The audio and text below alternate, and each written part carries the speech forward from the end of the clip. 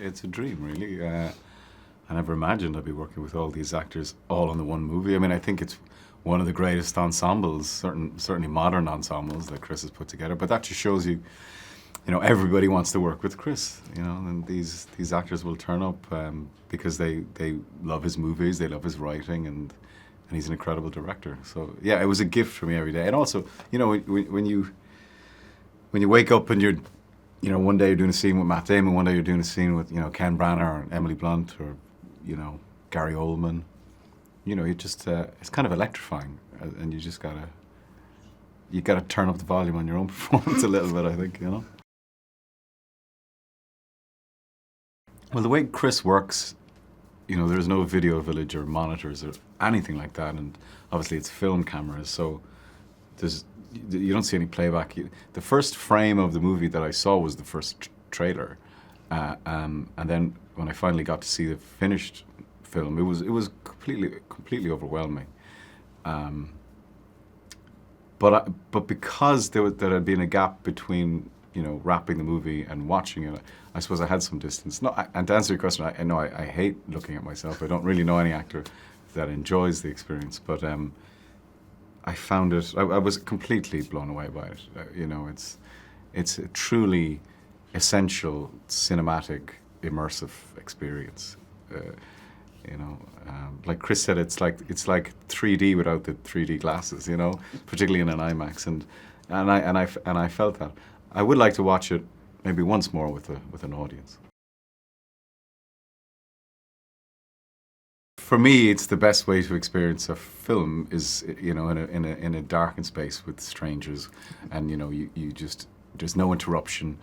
You're not going to answer the door. You're not going to make a cup of tea. You're invested, and you paid your money. You got your snacks, and you're there. And there's something hugely romantic about it to me. There always will be. And I think what's extra special about this film is it's talking about the world.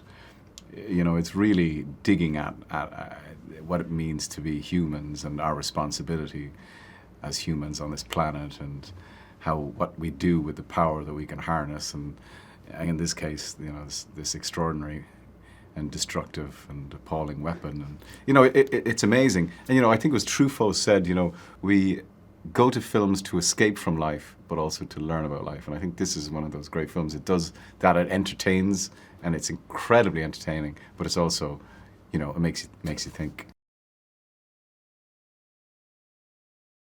Well, I think he's kind of the ideal director, right? Because he writes his movies, he directs the movies, he produces the movies. He's incredible visually.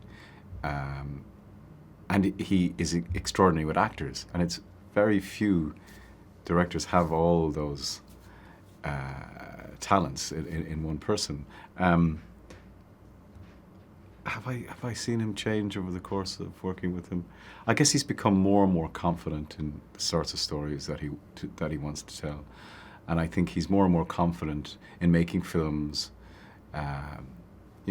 within the studio system, that actually challenge the audience.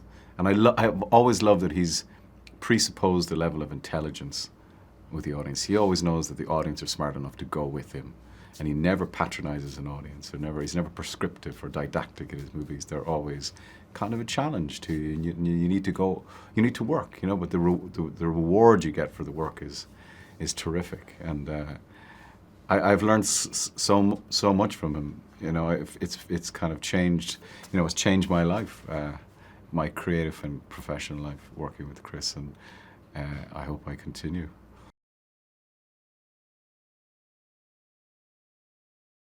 There's a universality to it that people connect with. People understand the themes that are in this movie, and there's big questions being asked of the audience. There's no answers being given, which I think is excellent filmmaking always. But it's also it's like a thriller. It's a love story. To me, there's elements of horror in there as well. For sure.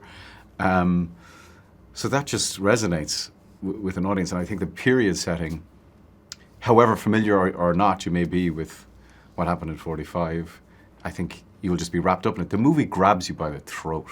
like from the beginning, and like you just don't take a breath, I think, from start to finish, really. Because we are now living in a nuclear age because of what happened then. I mean, he did change the world, you know, and that event changed the world forever. We're living with the fallout of that ever since, you know. Detonator charge. 3, 2, 1. Oppenheimer, solo en cines.